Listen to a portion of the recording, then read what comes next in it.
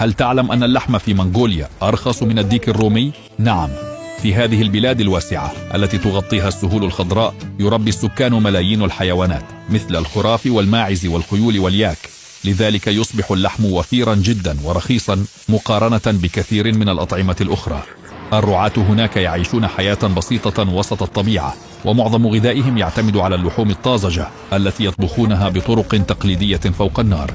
تخيل أن العائلة المنغولية قد تضع على المائدة قطعا كبيرة من اللحم الأحمر المغلي أو المشوي، يأكلونها بسكاكين حادة بينما يتصاعد البخار الساخن في الجو البارد.